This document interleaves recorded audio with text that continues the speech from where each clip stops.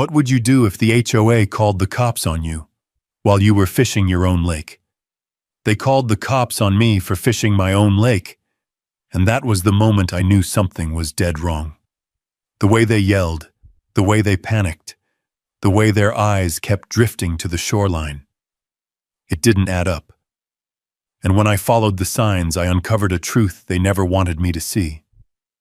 Stick with me. This one goes deep. If you've ever had to fight for what's yours, drop a yes in the comments. And subscribe if you want more real justice stories just like this one. The first morning back on my family's lake felt like stepping into an old photograph. Colors a little faded, edges softened, but still familiar enough to settle in my chest like a memory I'd been missing for years. Coles Lake stretched out ahead of me, calm as glass, picking up the faint silver of dawn. A thin layer of mist hovered over the surface, drifting in slow ribbons across the water. The old aluminum boat creaked beneath me the same way it did when my father used to kneel on its bow, telling me where the bass were hiding this time of year. The oars glided through the water with a quiet rhythm. Dip, pull, breathe. The kind of repetition that makes a man feel like he still belongs somewhere. I hadn't fished this lake in more than a decade. Not since leaving Wyoming for engineering jobs that paid too well to turn down. But careers end, families thin out, and eventually you find yourself circling back to where your boots knew the dirt first. I cast toward the shallows, watching the line cut clean through the reflection of the cottonwoods leaning over the bank. The air smelled like pine sap and cold water, untouched, undisturbed. For the first time in months, my shoulders loosened. Then I heard it. A sharp voice tore across the stillness, slicing through the mist like a blade. "Hey, you! Stop! You can't be out there!" I turned in the boat, the aluminum rocking under my boots. On the public access path, a woman in a bright coral jacket was storming down the slope like she intended to set the ground on fire with each step. A clipboard bounced against her side, and in the other hand, she held a stack of printed papers gripped so tight the corners bent. Bethany Reed, HOA president of the newly built Lakeside subdivision. A name I'd heard from neighbors before I even unpacked my boxes. Strict, loud, and convinced paperwork carried the weight of the United States Constitution. She barreled to the edge of the water, breath puffing in white clouds. "You need to remove yourself from this lake immediately," she yelled, pointing at me like she was conducting an exorcism. "This is a violation of Emergency Lake Regulation 14C. You are trespassing." I blinked at her, trying to process the idea of being accused of trespassing on a lake that had been in my family for 3 generations. The deed, signed by my grandfather in 1954, sat framed above my fireplace. "Ma'am," I called back, keeping my voice even. "This is my lake. My property line runs around the entire shoreline. I'm not trespassing. I'm fishing in my own boat." She planted her hands on her hips. "No, this lake is shared use for the homeowners of Willow Ridge, and under emergency regulations, all recreational activity is prohibited until further notice." I'd spent 15 years reading blueprints, water flow diagrams, and reservoir policies. I knew when something was nonsense. This was pure nonsense. "Emergency regulation?" I echoed. "What emergency?" She snapped the papers up like a magician revealing the next trick. "This emergency, and you'll be receiving a fine of $5,000 for ignoring it." Her face was flushed, not from the cold, but from righteous fury, the kind of fury people get when they've never been told they're wrong. "I'm not paying any fine," I said. "And again, this is private property." Bethany didn't flinch. She didn't blink. Instead, with all the confidence of a woman who believed laminated paper could move mountains, she pulled out her phone. "Then I'm calling the sheriff," she announced. "Right now. You're interfering with community water safety." I wanted to laugh. I wanted to ask her if she had ever even read the original plat map of this lake. But the way she said water safety caught the edge of my attention. Too specific. Too rehearsed. too pointed for something she supposedly just discovered.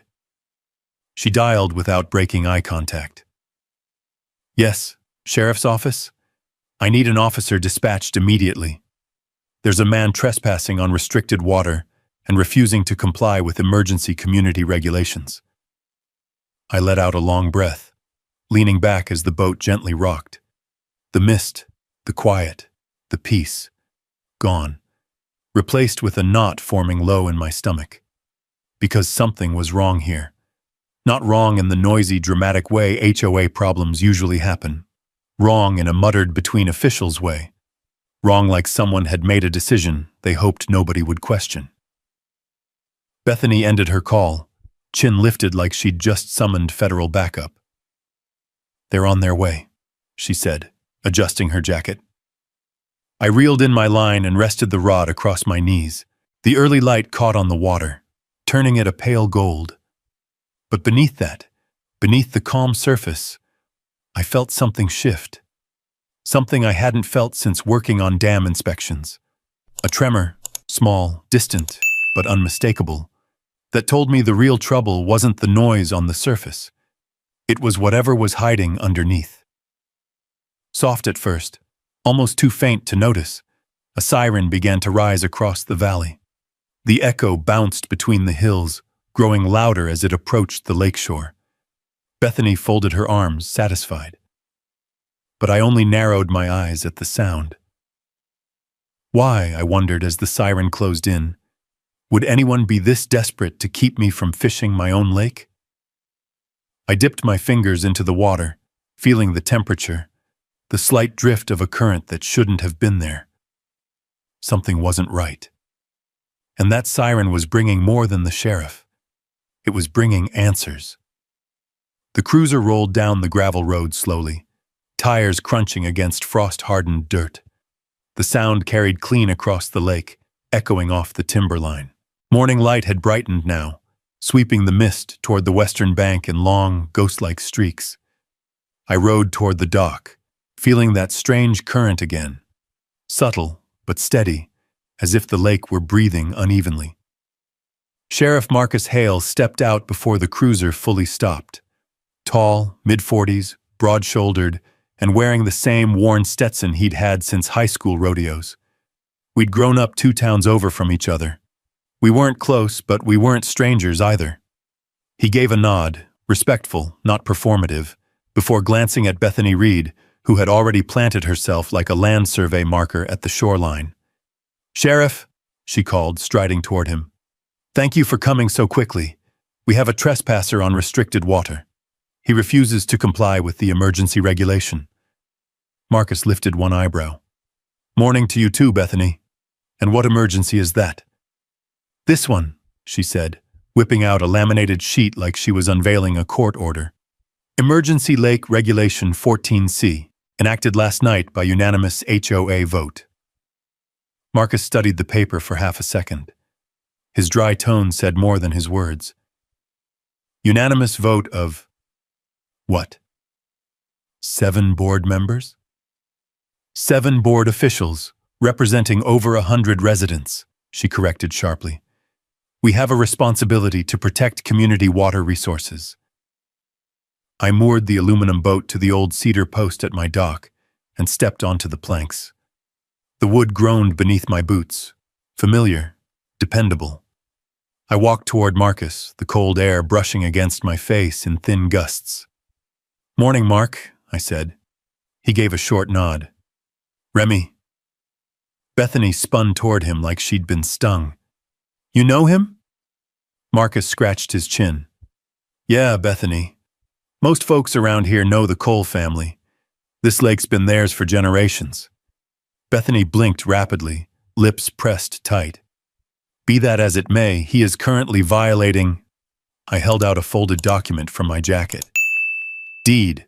Original plat map. Family ownership plot lines marked in black ink by my grandfather." Marcus took it, scanning it quickly, then handed it back with a simple, "Looks legitimate to me." Bethany stepped closer, jabbing a finger toward the lake. "Sheriff, you're missing the point. He's interfering with community water safety. The lake level has dropped dramatically. We have concerns about environmental impact. I almost let it slide. Almost. But the detail snagged, just like before. Dropped? I asked. How would you know that? Bethany stiffened. Our community monitors the shoreline for safety and maintenance.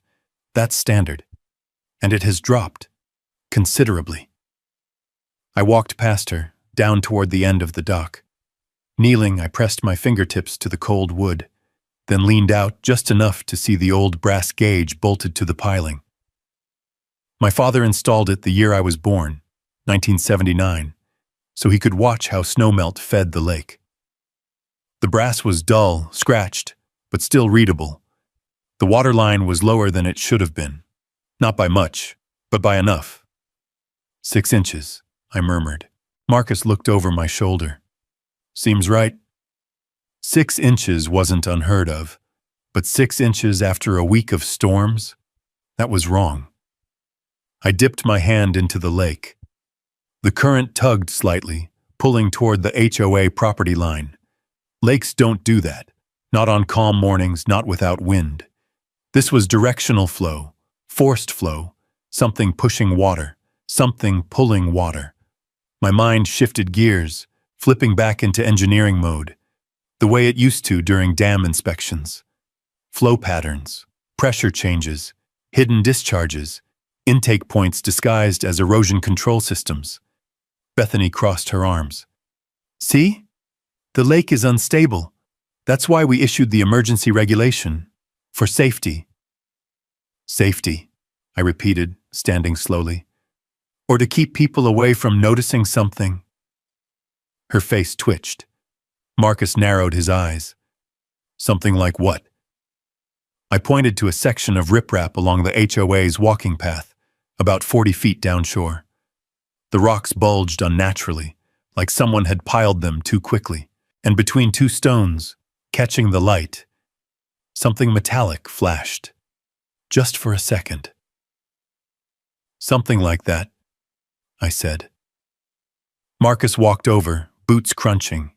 He crouched down, pushed aside a stone the size of a football, and froze.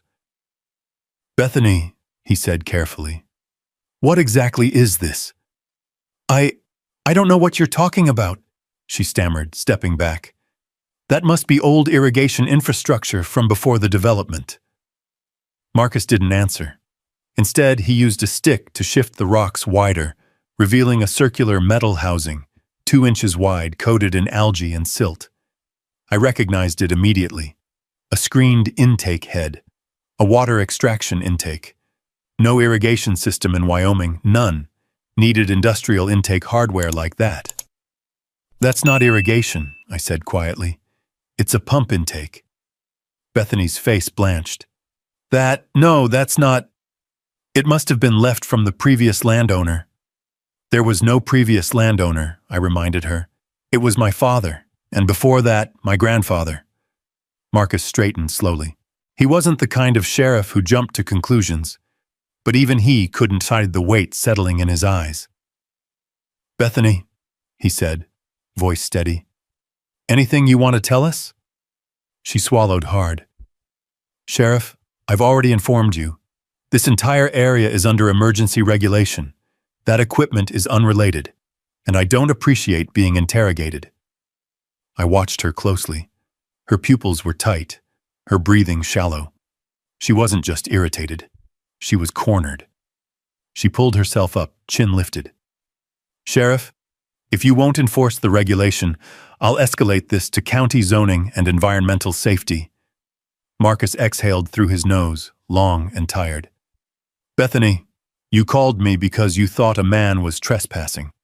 Turns out the man's the owner, and now we've got equipment in the lake that sure as hell doesn't belong. Bethany stepped back, clutching her clipboard like a shield. You have no right to accuse me of anything. None. She spun on her heel and marched up the path, her boots snapping twigs as she went. She didn't look back. Marcus waited until she was out of earshot, then crouched again, examining the intake. That's industrial grade, he muttered. Yep. Pull rate? Hard to say, I said. But if it's running steady, maybe a few thousand gallons a day. He let out a low whistle. Any reason the HOA would need that much water? Not for landscaping, I said. Not unless they're hiding something. Marcus stood and brushed his palms on his jeans. I'll check what permits they filed. You check your maps. Something's off. A cold wind kicked up from the north, rippling the water. The lake felt different now, like it was holding its breath. Marcus started back toward his cruiser, but paused, resting one hand on the roof. Remy, he said, voice low. Whatever's happening here, it's not about fishing. I nodded. I figured. You be careful. HOA pressure can get ugly when money's involved. I watched him drive away, gravel dust curling behind the cruiser. Then I crouched again at the edge of the dock, letting my fingers drift through the cold water. The faint tug of current pulled toward that intake. Steady, quiet, wrong.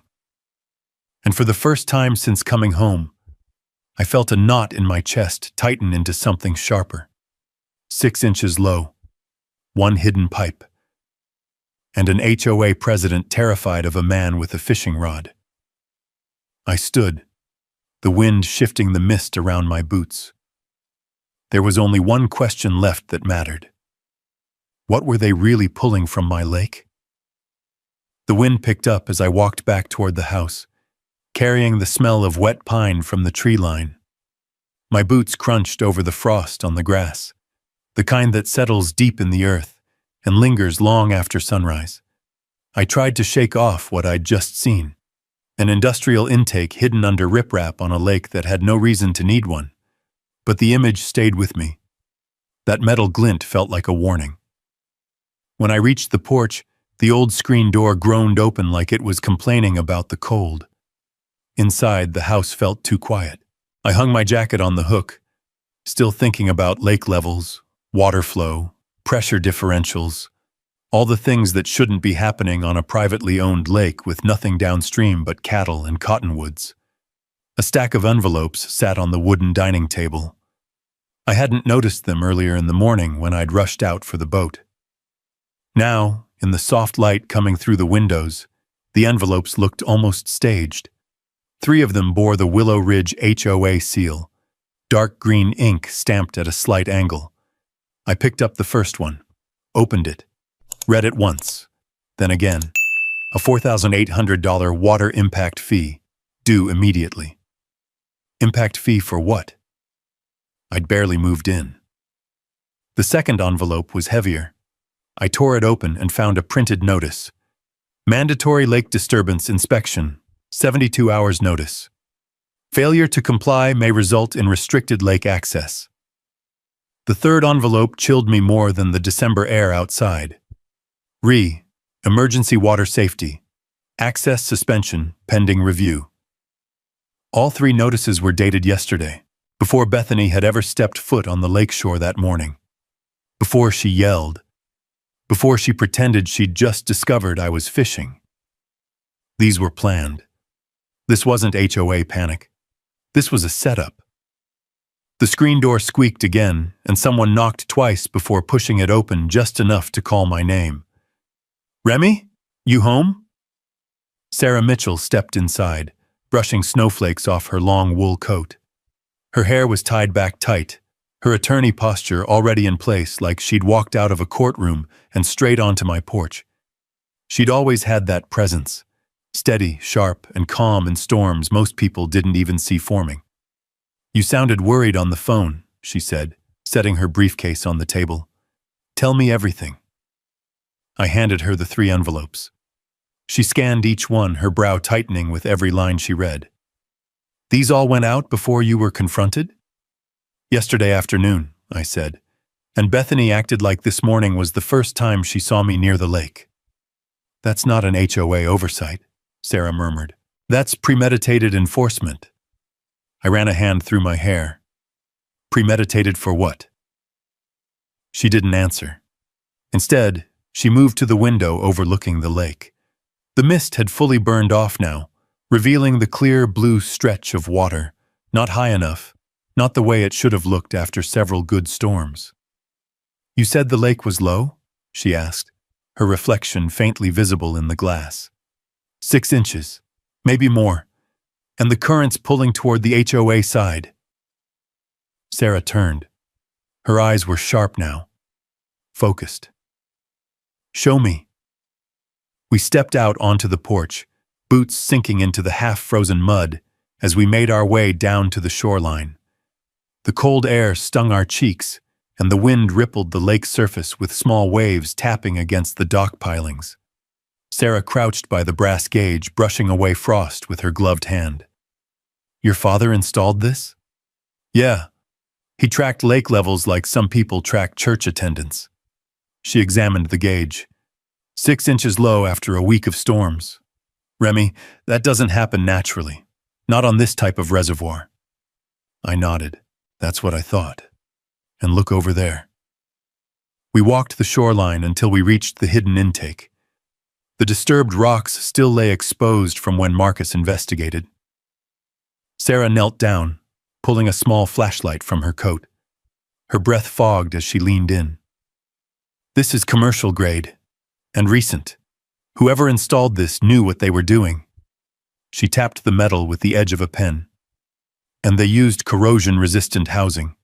That alone costs a few $1,000s. Any idea who would install something like this?" She sat back on her heels, thinking. "In this county? Only a handful of contractors handle industrial water installations, but permits would be required. And if they forged the permit, then they're hiding something bigger." The wind gusted again, rattling the brittle branches of the shore willows. "I'm telling you," I said quietly. "Bethany called the sheriff not because I was fishing. She called because she didn't want me near this pipe." Sarah stood slowly, brushing dirt from her gloves. "I agree." We walked back toward the house. The lake shimmered under the noon light. Beautiful, peaceful, and now suspiciously altered. Inside, Sarah sorted the letters on the table. "These notices are all part of the same pattern," she said. "Pressure, intimidation, manufactured violations. They wanted you scared enough to stop coming down to the water. Or stop noticing the water drop?" She nodded. "Or that." My phone buzzed, vibrating against the wooden table. A text from Marcus. "Meet me by the HOA pump shed. You need to see this." Sarah and I exchanged a glance. Something cold twisted in my gut, an instinct from years of reading engineering failures before they made the news. "What do you think he found?" she asked. "Something that explains the current," I said, "and the missing water." I grabbed my jacket, Sarah her briefcase. The wind slammed the door shut behind us as we stepped out into the sharp Wyoming air. The pumps were running again. I could hear them now, steady, hungry, wrong. And whatever Marcus had discovered, I had the feeling it was only the beginning. The HOA's pump shed sat at the edge of their landscaped walking path, half hidden behind rows of neatly trimmed junipers meant to make the place look natural. The wind whipped across the lake as Sarah and I walked toward it, stirring dust along the gravel and sending a shiver through the cattails bending in the shallows. From a distance, the shed looked ordinary. Tan siding, padlocked door, a couple of fake security signs. But the closer we came, the more I felt a low vibration under my boots. Not imagined, not subtle, mechanical, constant, strong. Marcus stood waiting with his thumbs hooked in his belt and his hat pulled low to block the wind. He glanced up as we approached, the concern in his eyes unmistakable. "You heard it?" he asked. "Hard to miss," I said. Sarah nodded. "That's industrial grade, not HOA sprinklers." Marcus motioned for us to follow and stepped behind the shed, where the junipers concealed a service hatch I hadn't noticed before. He crouched and pulled away dead branches, revealing a steel access panel bolted into the ground. Fresh bolts, no rust, no weathering. "This wasn't here 2 months ago," he said quietly. You know how many new installations the HOA reported? How many? Sarah asked. None, Marcus replied. Something cold threaded through my spine. He lifted the panel using a crowbar, and the sound alone, the heavy metallic clank, told me the structure beneath was deeper than a simple irrigation pit. When the hatch swung open, a draft of warm air and the faint smell of ozone hit us. I knelt beside Marcus and looked down into the opening. A pump array, at least 3 units, sat mounted in a reinforced concrete pit. Thick, insulated hoses fed down into the soil, disappearing under the retaining wall. On the far side, electrical conduits ran from a breaker panel rated far beyond what a small HOA pump shed could ever justify. Sarah let out a slow breath. This is a commercial extraction system. Marcus nodded grimly. And unless the HOA suddenly decided they were a water utility, it's illegal as hell. I climbed down the access ladder, feeling the vibration grow stronger with each rung. The noise was louder inside, like 3 giant hearts beating out of sync. The pump heads were warm to the touch.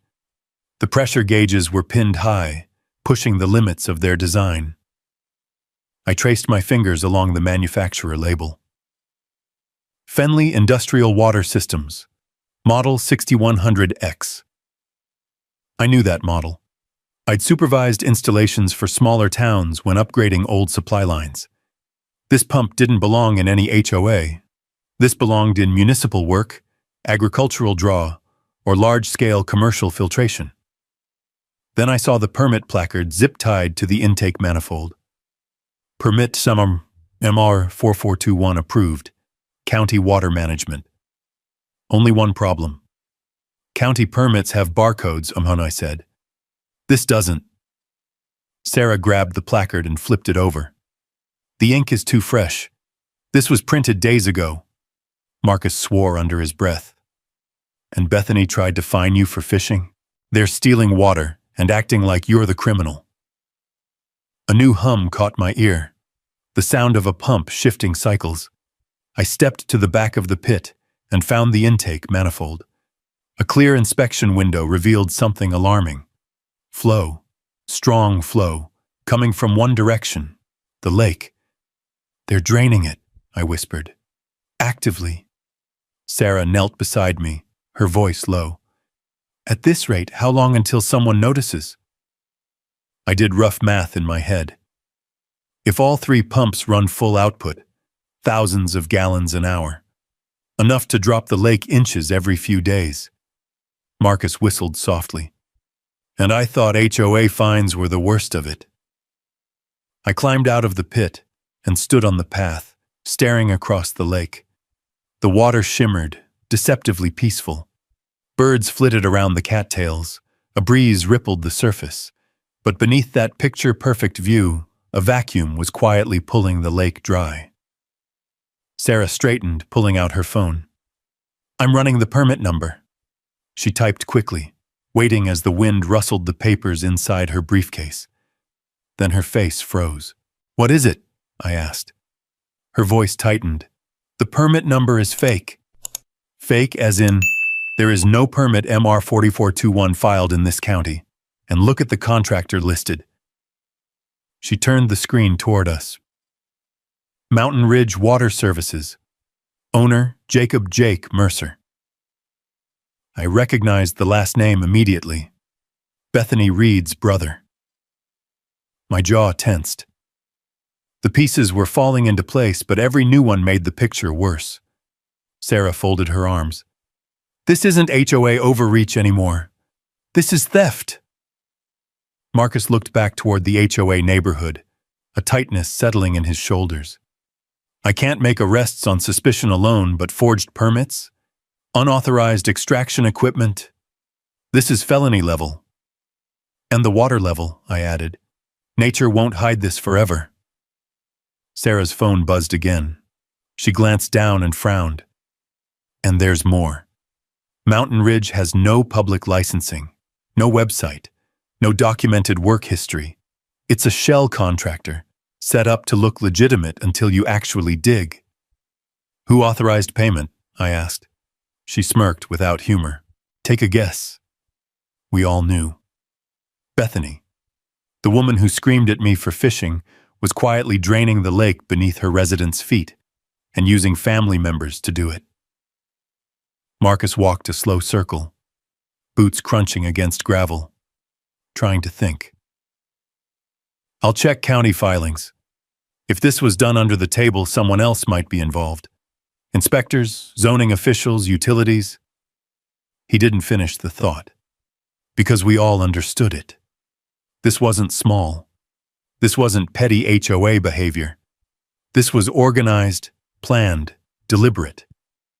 What's the next move? He asked. Sarah closed her briefcase, her jaw set. Document everything. Records, photos, water levels, equipment serials. If they forged permits, we're dealing with criminal activity. We need airtight evidence. Marcus nodded. I'll handle anything on the law enforcement side.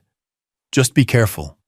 People who rig up operations like this don't always like being exposed. I crouched one last time at the shed's edge, feeling the vibration with the palm of my hand. Hard, insistent, relentless. Not a machine built for convenience.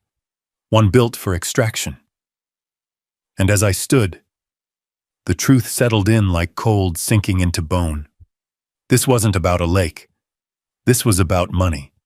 And Bethany Reed wasn't afraid of me fishing. She was afraid of me noticing. The pumps droned on, steady as a heartbeat gone wrong. And I knew, absolutely knew, we were only scratching the surface of something much bigger. By the time Sarah and I returned to my truck, the wind had picked up enough to push dust across the road in long, thin trails. Dry winter grass bowed in the gusts, whispering across the fence line like it wanted to warn us. I turned the ignition, and the old engine rumbled awake, echoing across the empty stretch of fields between my property and the next.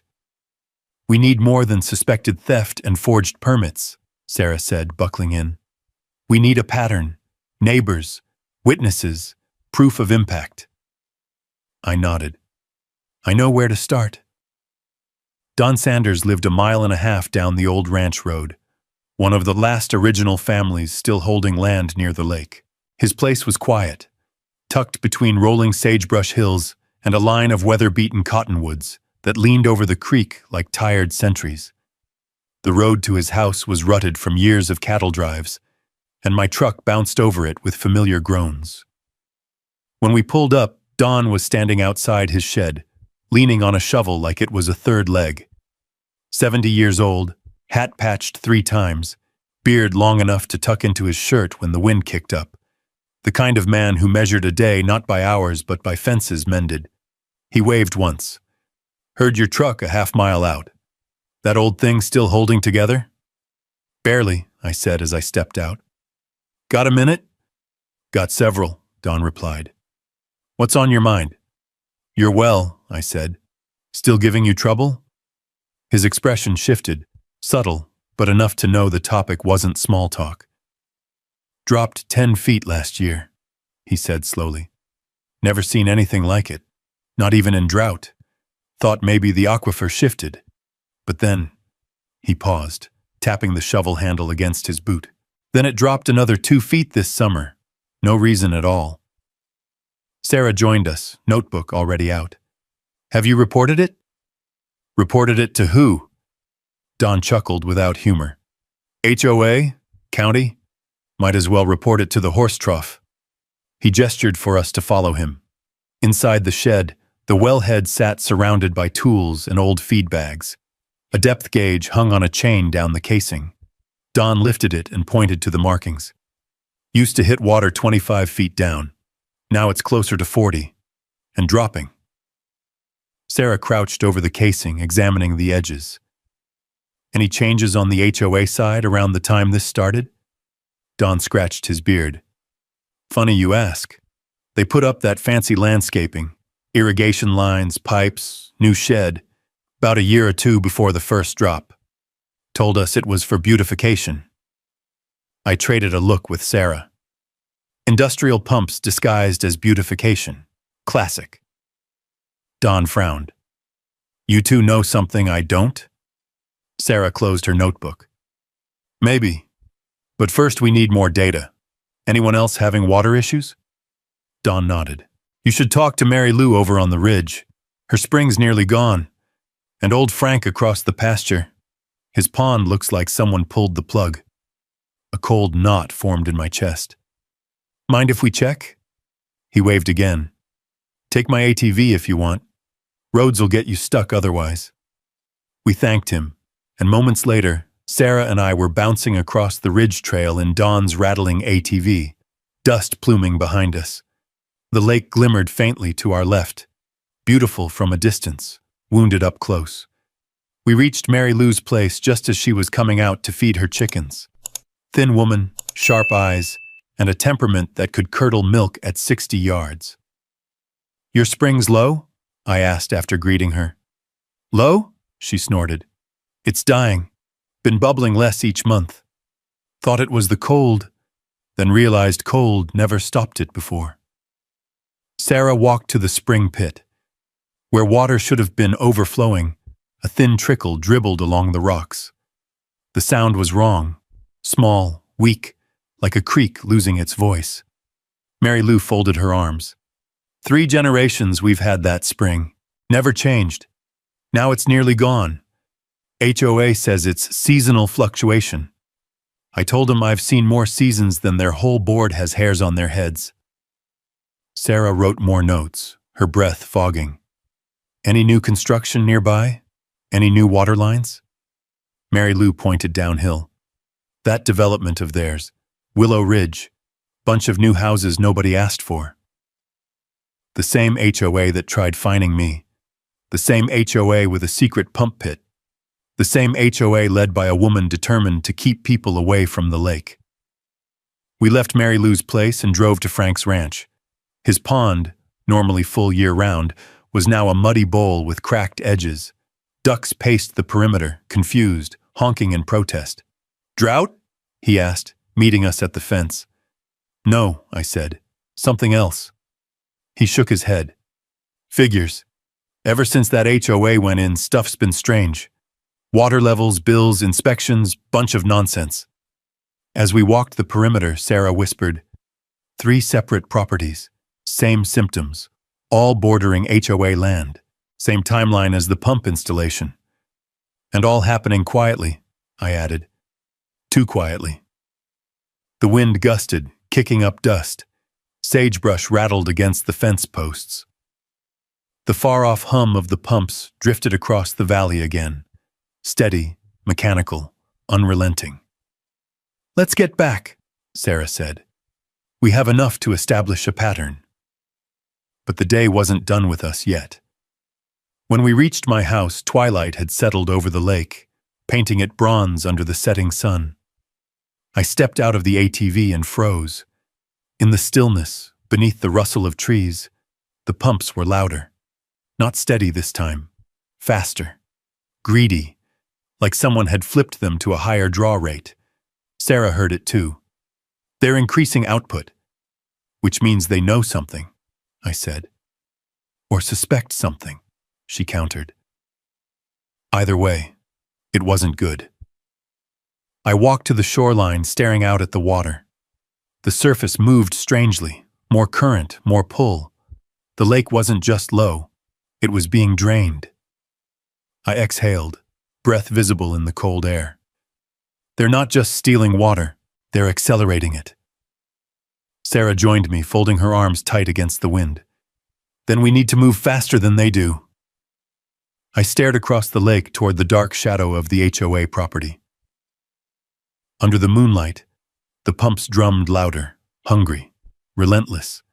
And that was when I knew. Whatever this operation was, it wasn't small, it wasn't careless, and it wasn't new, it was deliberate, hidden, and spreading.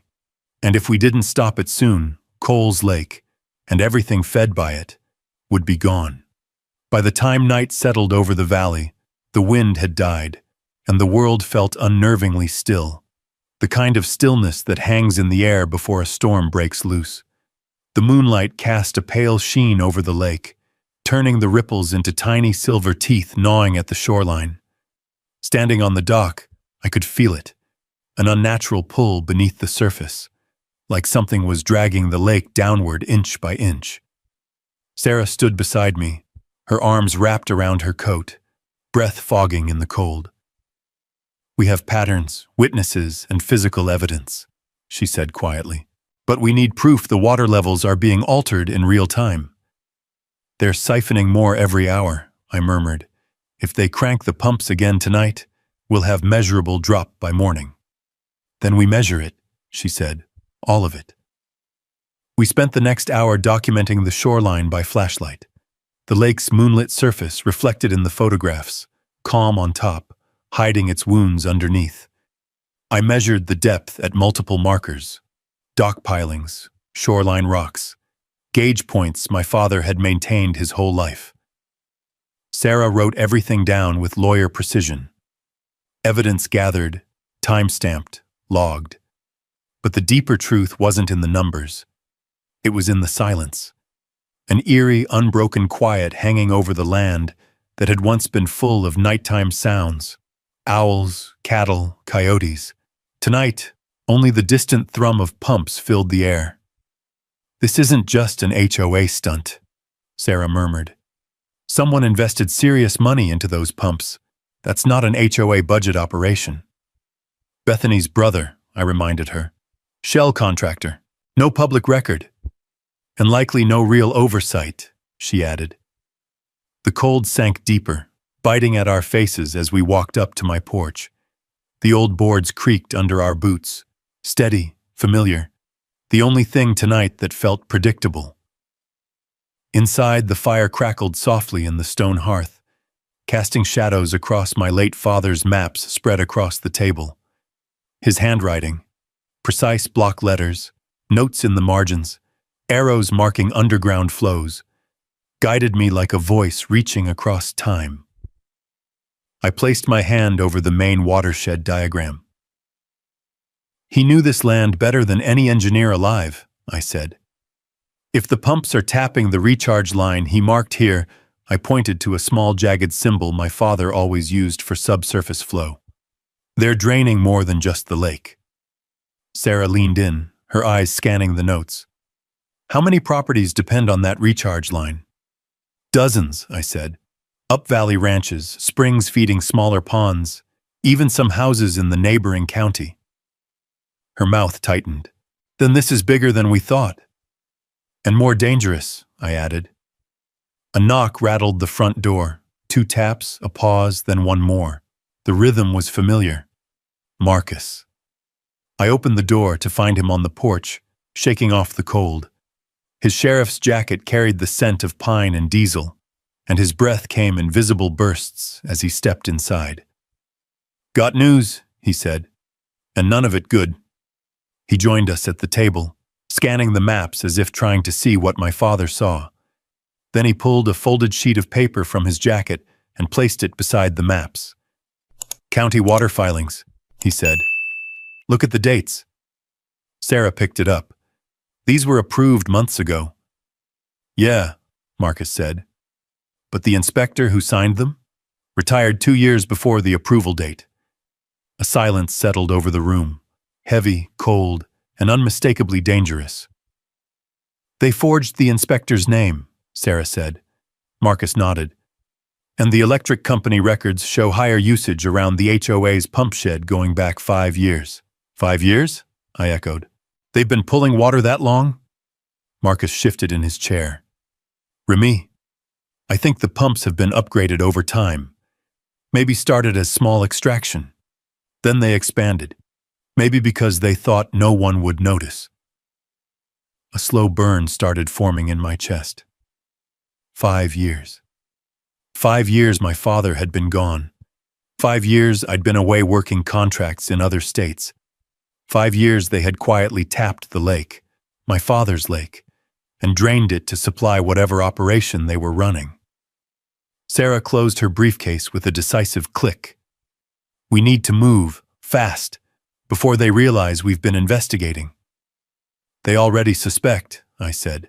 They increased pump pressure tonight. Marcus rubbed his jaw. Then tomorrow night might be worse. Sarah sat straighter. We go public. HOA meeting. Full confrontation. Residents need to know what's happening under their feet. Marcus gave a slow nod. You bring the maps, photos, witness statements. I'll bring the utility records. And we request state involvement, Sarah added, on the spot. That way Bethany can't run interference. The plan solidified between us. Simple, direct, and destined to hit like a hammer. But the night wasn't finished with us. A sudden hum vibrated the windows, louder than before. All three of us turned toward the lake. They turned the pumps up again, Marcus muttered. I stepped onto the porch, gripping the railing. The wind picked up, rustling the dried grass. The moonlight shimmered across the lake's surface, but something was wrong. The water line looked lower than it had an hour ago. Not by much, but by enough. Sarah joined me, her breath tightening. They're accelerating extraction. Marcus swore under his breath. Bethany's scared. She's trying to take as much as she can before someone shuts her down. I stared across the lake, jaw tightening. Then we shut her down tomorrow. For a moment, the three of us stood in silence, listening to the faint hum that had started all of this. The pumps pulling water from land that didn't belong to them, draining a lake protected by my family for over 70 years. Tomorrow would change everything. But tonight, we prepared. Sarah spent the next few hours organizing every piece of evidence into a neat, airtight sequence. Marcus verified every record he'd pulled, and I walked the property with a lantern, checking markers, measuring water drop, logging positions on my father's old survey map. The house eventually grew quiet. The wind died down. The lake settled into uneasy stillness. And when everything was ready, Sarah placed one last folder on the table. Bold black letters across the front. Water theft. Federal. The fire crackled once, as if agreeing. The silence before the strike had ended. Tomorrow, we were going to war. Morning broke with a brittle cold that clung to everything. The fence rails, the meadow grass, the cedar boards of my porch. The sky was a washed-out blue, cloudless, sharp as glass. It felt like the kind of day where anything could break. The HOA meeting was scheduled for 10 a.m. at the Willow Ridge Clubhouse. By 9, Sarah had triple-checked the evidence folders. Marcus had confirmed the investigators were en route, and I had measured the lake level again. Another inch gone. The pumps were still running, still hungry. As we drove toward the development, a line of SUVs crawled ahead on the paved road, a convoy of worried homeowners. The manicured lawns, stone mailboxes, and trimmed hedges of Willow Ridge stood in sharp contrast to the ranch land behind us. The HOA's new clubhouse sat at the top of the hill like a polished monument. White siding, metal roof, oversized windows built for showing off views they didn't own. People gathered outside in coats and scarves, murmuring anxiously. Some clutched papers, others crossed their arms, but all wore the same look. They sensed something was very wrong. Bethany Reed stood near the entrance, flanked by 2 board members. She wore that same coral jacket, zipped this time, with a self-righteousness so thick she could have bottled it. When she saw me walking up with Sarah and Marcus, her expression curdled. "You don't belong here," she snapped. "This is an HOA meeting for residents." Sarah stepped forward. State law allows landowners directly affected by HOA actions to attend, and Remy is more than affected. Bethany's eyes narrowed. "You have no standing." Marcus held up a folder. "He does now." Bethany stiffened. "Sheriff, this is a private matter." "Not anymore," he said evenly. "Not when public resources are involved." Her jaw clenched, but she didn't argue further. She turned and stormed inside, heels clicking like she was trying to crack the tile. Inside the clubhouse, folding chairs filled the room. Residents whispered as we entered. A projector hummed softly at the front of the hall, the scent of coffee mixed with winter air. But beneath it all hovered something darker: fear, tension, suspicion. Bethany strode to the podium. "Good morning, everyone. I called this emergency meeting to address a serious threat to our community water safety." A few people nodded, confused. Others exchanged uneasy glances. She clicked the remote. A slide popped up. Illegal lake activity. Community at risk. My name was printed in bold red letters across the bottom. I felt my stomach tighten. "This man," she continued, pointing directly at me, "was caught disturbing the lake ecosystem without authorization. He is intentionally damaging water resources our community depends on." A ripple of gasps spread through the room. Before Sarah or I could respond, she added, "I have already issued fines and notices to protect our neighborhood." Sarah's voice cut through the room like a blade. "Notices dated before the incident." Dozens of eyes swiveled toward her.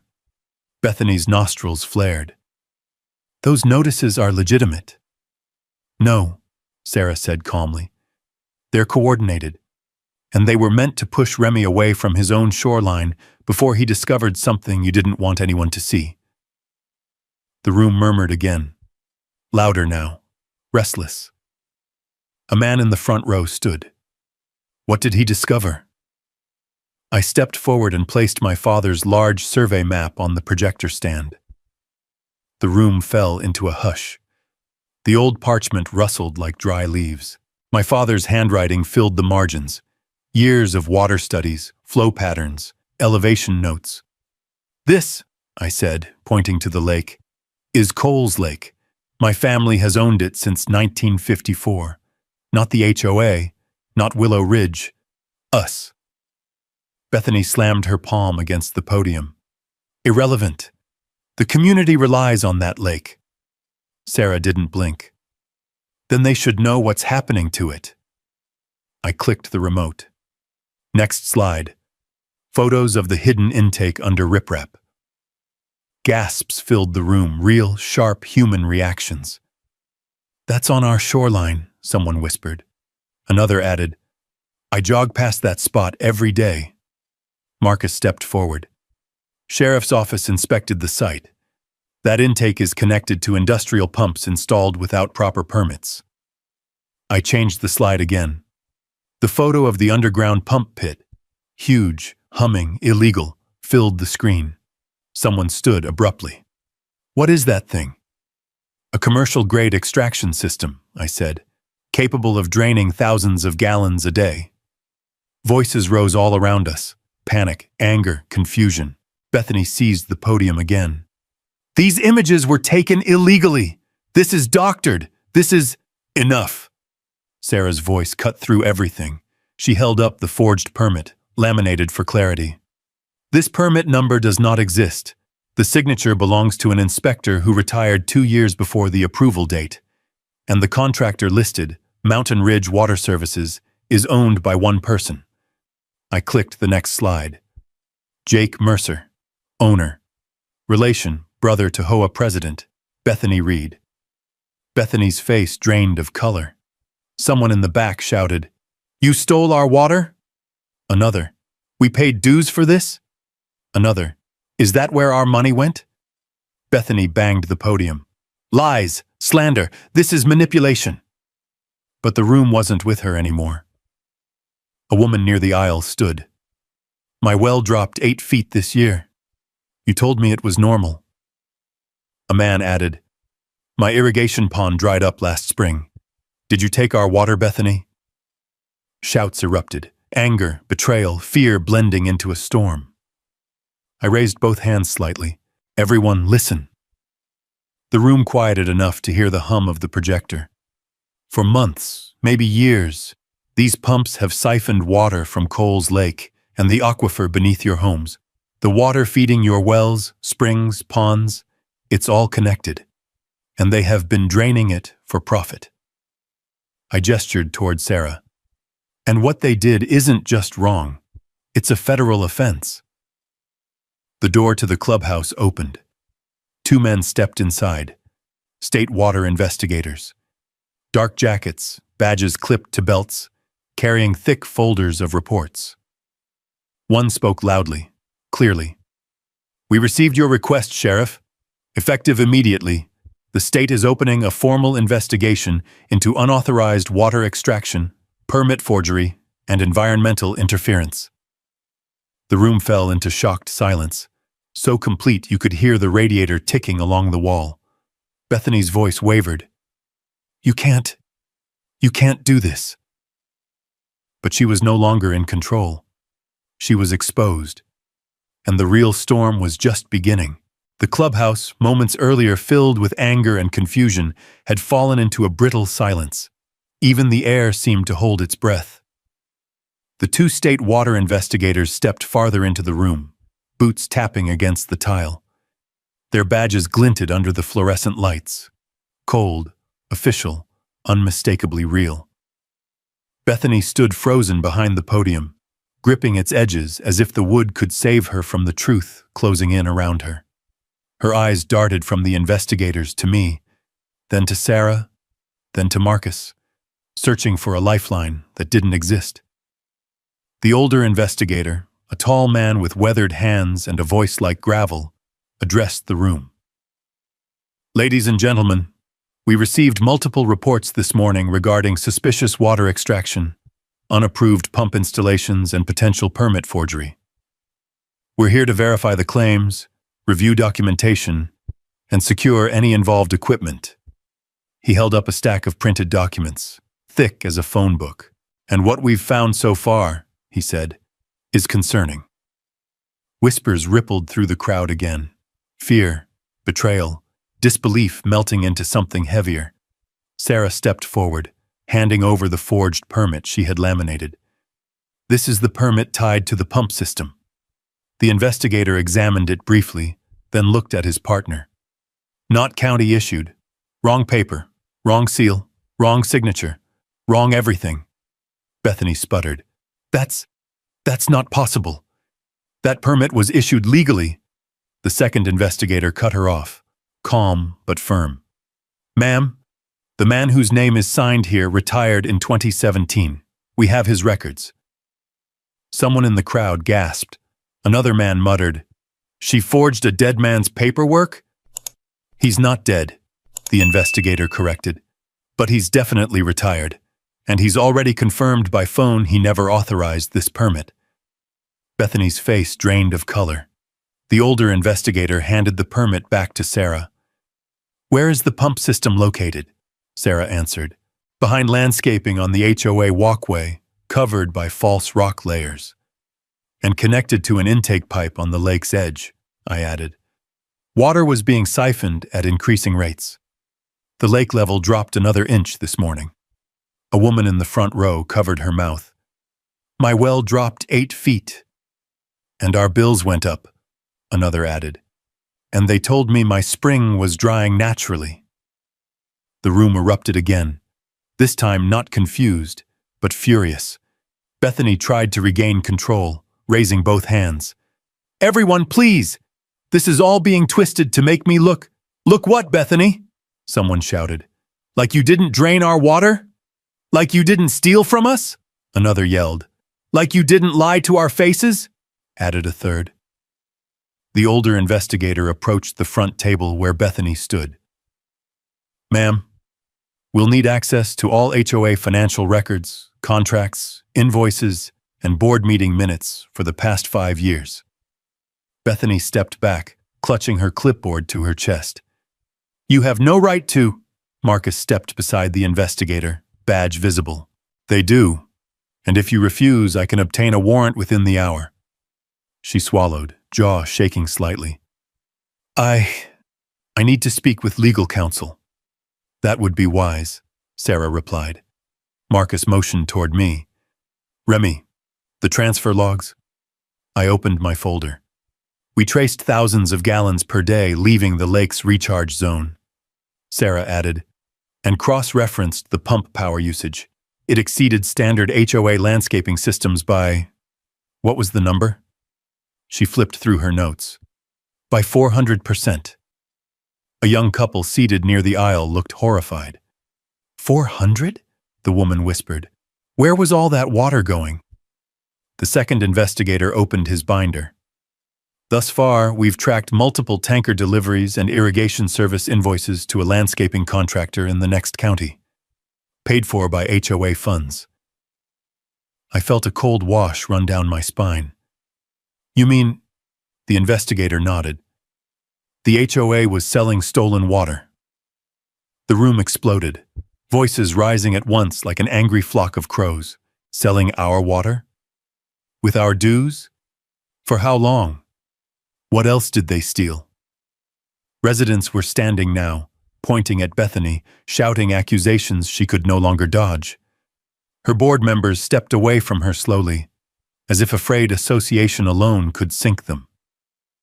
Sarah raised her voice. Everyone, listen. The room quieted enough for her to continue. This operation was designed to look legitimate. Fake permits, shell contractors, hidden intake lines, unauthorized equipment. And it ran for years because no one questioned rising HOA dues or water usage.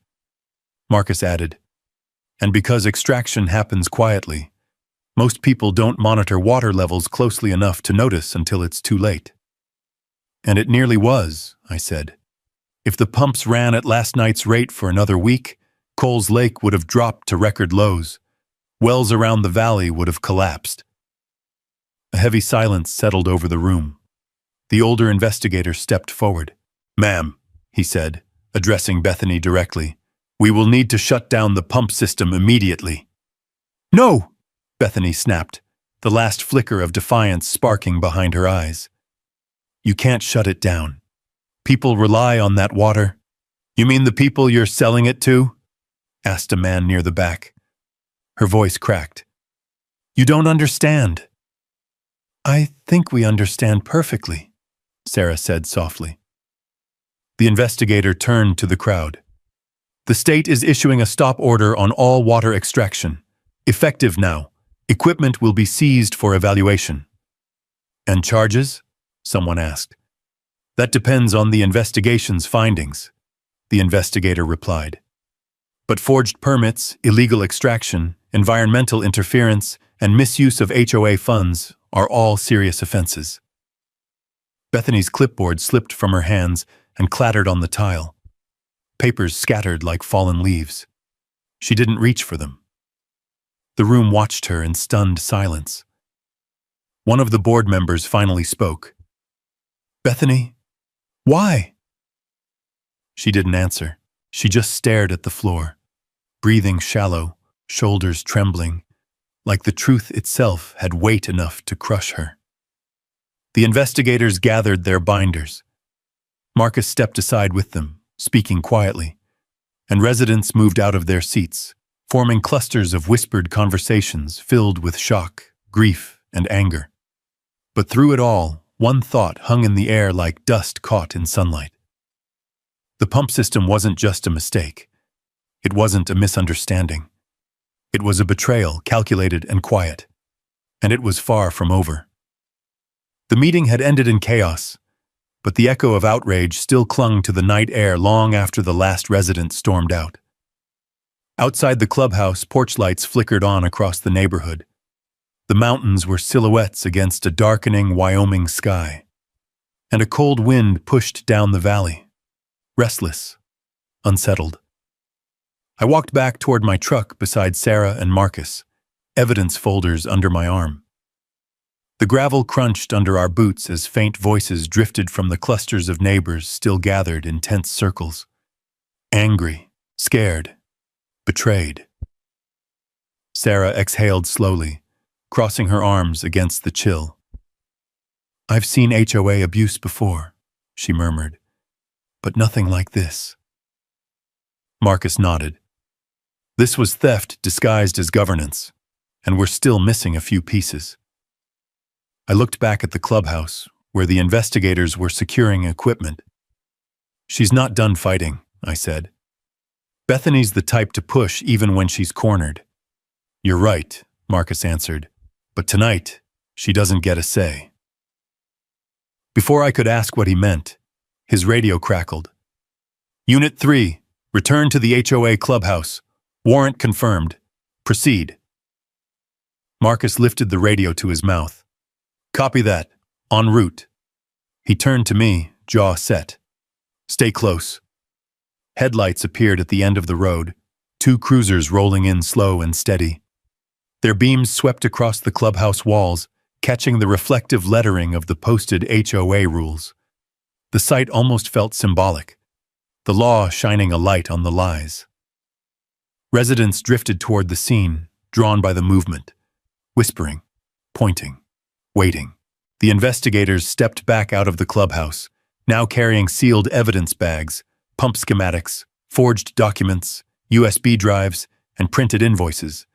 They nodded at Marcus. All yours, Sheriff. Marcus walked up the clubhouse steps, hand resting on the edge of his duty belt. Is she still inside? Front office, one investigator replied.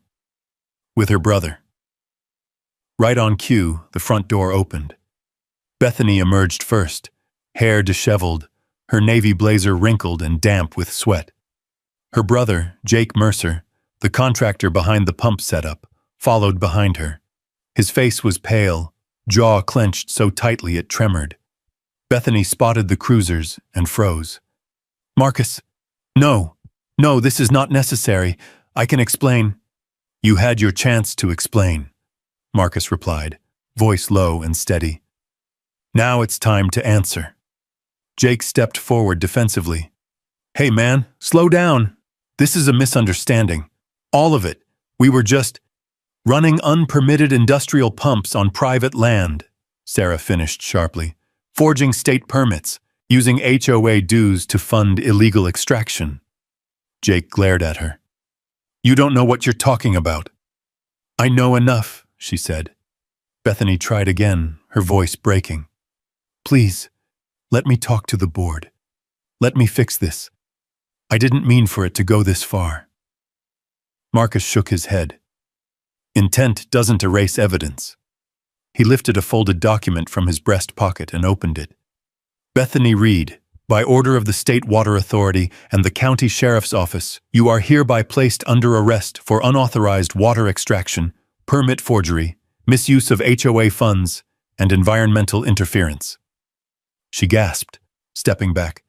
No, Marcus, please. I've lived here 15 years. I've served this community. And you used that trust to steal from it, he said. The investigator stepped in, reading off the secondary charges. Additional charges pending review of financial data, potential civil penalties for damages to groundwater sources. Jake backed away, hands raised. Hold on. I didn't forge anything. I just installed what she hired me to install. You operated unlicensed pumps on private property, Marcus said, and the permit is in your contractor file. You're coming with us. No, Jake said, shaking his head. You can't. Marcus, come on! But it was already happening. 2 deputies stepped forward. The sound of cuffs closing around their wrists echoed in the stillness. Metal on metal, sharp and final. Residents gasped. Some filmed. Some whispered prayers. Some just stared, unable to believe that the people who'd claimed to protect property values had been stealing them dry. Bethany looked at me then, eyes red, desperate, tired. Why couldn't you just leave it alone? She whispered. I held her gaze, the weight of 70 years of my family's stewardship behind my words. Because it's my lake, I said quietly, and you nearly killed it. They led her and Jake toward the cruiser. Flashing lights painted the lake's surface red and blue. A cold gust rippled across the water, bending the reeds along the shoreline. It felt like the lake itself was exhaling. As the doors closed behind the arrested siblings, one of the investigators approached me. Mr. Cole, he said, offering a sealed envelope. This came through the system a few minutes ago. Official notice from the county. Might want to read it. Sarah leaned closer as I opened it. The letter was short. The Pine Valley HOA is hereby dissolved until further notice. All operations, fees, and enforcement actions are suspended effective immediately. Sarah let out a slow breath. Well, that'll shake them. I folded the letter, feeling something inside me loosen for the first time since this all began. The pumps are off, Marcus said, stepping beside me. The system is seized. They can't touch the lake again. And the water theft? I asked. State is taking over. They'll trace every gallon. Residents began thanking Marcus, thanking Sarah, even thanking me. Hurt mixed with relief. Relief with outrage. Outrage with hope. But beneath every voice, beneath every breath, there was one shared understanding. This wasn't the end. This was accountability finally catching up. Sarah placed a hand on my shoulder. Come on, Remy. Let's get home. I glanced back at Coles Lake. Dark, quiet, still. For the first time in years, it had a fighting chance. And tomorrow, it would start to breathe again. Dawn rolled over Coles Lake in slow, amber strokes the next morning. The kind of sunrise my father used to call quiet gold. There wasn't a ripple out of place, no artificial current, no mechanical hum vibrating beneath the earth. Just wind brushing the surface and the soft creak of my old dock settling with the cold. I stood at the edge of the weathered planks, coffee in hand, watching the mist lift off the water like a long-held breath finally released. The pumps had been silent for less than 12 hours, but the lake already felt different, calmer, fuller, alive. Behind me, gravel popped under tires. Sarah's SUV rolled to a stop, and she stepped out holding a stack of documents tightly bound in a rubber band. You look like a man who finally slept, she said, smiling faintly. Not sure I actually did, I admitted. Still feels unreal. She walked to my side, looking out across the lake where sunlight shimmered like fresh lacquer. Well, believe it. The court issued the emergency injunction at midnight. Every one of Bethany's accounts is frozen. Jake's company, too. What about the charges? I asked. She handed me a copy of the filing. The seal caught the morning light. Multiple counts, she said. Water theft, permit forgery, misappropriation of HOA funds, environmental interference, and pending review of damage, potential federal involvement. I exhaled slowly. She really thought she could get away with it. People always do until someone who knows the land pushes back. Bootsteps approached behind us. Marcus Hale emerged from the trail behind my cabin, sheriff's jacket zipped up tight, hat pulled low. He was smiling, tired, but satisfied. Morning, folks, he said, hands sliding into his pockets. Thought I'd stop by before heading into the office. You check the pumps? I asked. All tagged, sealed, and under state possession. They'll be torn out after the investigation's complete. And the HOA? Dissolved. Effective immediately. The word hung there. Final. Weighty. Deserved. Marcus stepped onto the dock beside me. Together we listened to the water lap against the pilings. For a moment, none of us spoke. He elbowed me gently. You know, Remy, they picked the wrong lake. Sarah chuckled. The wrong engineer. I shook my head. They picked the wrong family. I set my coffee down, crouched near the edge, and dipped my hand into the water. It was cold, clean, steady. My grandfather used to say, a lake will tell you when it's hurting, and it'll tell you when it's healing. Today, it was healing. Sarah placed a folder beside me. There's something else you should see. Inside was the court's preliminary compensation order. Damages awarded to me for loss of water, environmental disruption, property impact, legal fees. Enough to restore the lake fully, and then some. I felt a weight leave my chest. This will cover everything. And more, she added softly. Behind us, the wind rustled through the pines, carrying the scent of morning sap. Birds returned to the shallows where the pumps once drained the earth dry. Across the lake, reeds stood straighter than they had in years, no longer beaten down by the artificial pull. Then something caught my eye. Movement near the far shore. A doe stepped out from the tree line, lowered her head, and drank from the water's edge. She paused, as if listening, then continued drinking peacefully. Marcus saw it too. "Haven't seen deer down here since those pumps went up." "Nature keeps score," Sarah said. "It always has." We stood there until the sun cleared the ridge. Warm, bright, unchallenged. Finally, I walked back to my cabin, lifted the old wooden tackle box passed down from my father, and grabbed my fishing rod leaning beside the door. The cork handle fit perfectly in my grip, familiar and worn from decades of use. "Going out?" Marcus asked. I nodded. "Been a long time since I fished this lake without someone trying to arrest me." They laughed softly as I eased into my aluminum boat. The old metal hull groaned, welcoming familiar weight. I pushed away from the dock, the water parting in gentle ripples. Further out, the lake deepened into its true color, rich blue with hints of green. The same color it used to be when I was a boy. I cast my line toward the channel where the bass liked to hide, the lure plunking softly through the stillness. Then I leaned back, letting the breeze carry the last of the tension from my shoulders. Behind me, Sarah's voice floated across the water. "Looks like the lake's back." I smiled, eyes fixed on the horizon. "This lake survived my grandfather," I said quietly. "My father, and now me." A tug on the line, gentle but sure. "It'll survive anyone who tries to steal it." The rod bent, the water broke, and for the first time in years, Coles Lake felt whole again, free, restored, protected, and alive. The final ripple settled into stillness as the morning sun claimed the water. Justice had taken its time, but it had come, and the lake breathed. If you've ever stood your ground for what's yours, drop a simple yes in the comments, so I know I'm not alone out here. And if you believe justice still belongs to folks who do right and tell the truth, stick around and hit subscribe. I've got more stories coming your way.